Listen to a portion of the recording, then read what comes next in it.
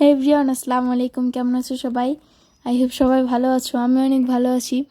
তো আমি তোমাদের সাথে একটা ভিডিও শেয়ার করছি। এটা হচ্ছে আমাদের বাসার ইফতারের ভিডিও। ওই দিন আমার ভিডিও করার কোনো মুড ছিল না, পরে ভাবলাম যে একটা ভিডিও করা যাক।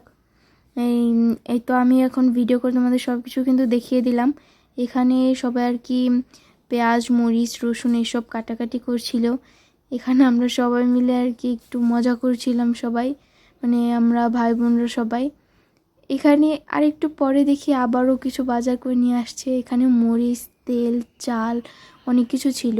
এখানে আবার অনেক কিছু কাটা হয়ে গেছে। তো এখানে আবার এগুলোতে রান্না করবে, এটাকে কি বলে আমি জানি না, এজন্য আর কি নামটা বলতে পারলাম না। এরপর এখানে আমি আদা রসুন এটা আর কি ভালোভাবে ব্লেন্ডার করে নিলাম। এখানে দেখেন গাইস, অনেকখানি ব্লেন্ডার করা হয়ে গিয়েছিল। তো এখানে আবার আমাদের এখানে চুলা একটু সমস্যা ছিল, আমাদের আর কি উঠানে অনেকগুলো চুলা হয়ে গেছে, এজন্য ওইটা দিছিল, এজন্য ওইটার মাপে হয় নাই। আবার অন্য একটা চুলা করে ওইখানে আবার সব কিছু রান্না বাড়া করছে। তো এখানে আমাদের দুইবার রান্না করা হয়েছিল। তো ফার্স্টে এইটাই রান্না করছিল আমার চাচু, আমার দুইটা চাচু রান্না করছিল। এখানে গাইস অনেক আগাই গিয়েছিল রান্নাটা।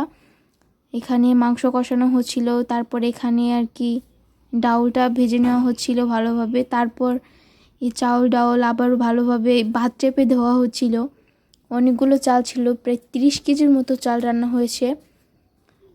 35 কেজির মতো চাল রান্না হয়েছে, দুইটা সস মেলে আর কি।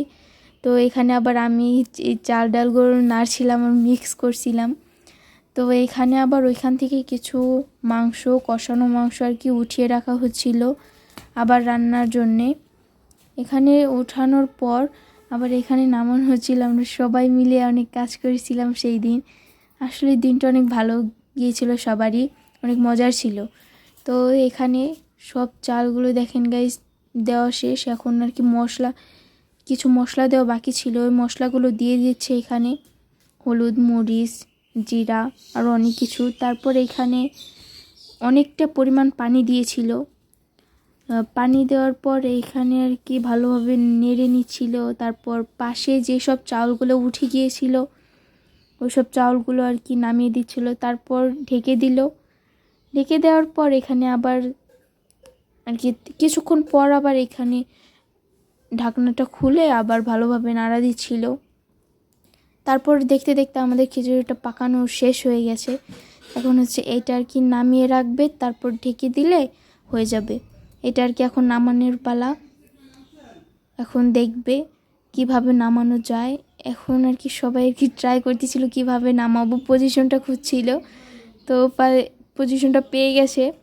তো এইখানে আবার দেখেন গাইস নামিয়ে ফেললো। অনেক হার্ডি ছিল এই কাজটা, তো ওরা কাজটা করতে পারছে, খুব সুন্দরভাবে করছে এই কাজটা। তো এখানে আমার দুই চাচু ধরেছিল এখানে।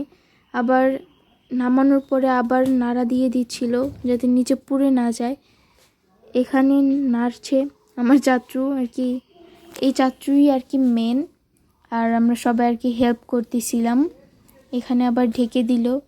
ঢেকে দেওয়ার পর এখানে আবার ওই সসমেলের ওপর আর কি কয়লা দেওয়া হচ্ছে যাতে করে কিনা এই খাবারটা গরম থাকে।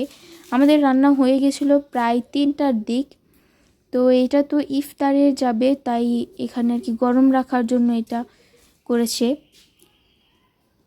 এখানে কয়লা দিয়ে দেওয়া হচ্ছে। এখানে আবার শরবতের জন্য আর কি সব ভিজানো হচ্ছে।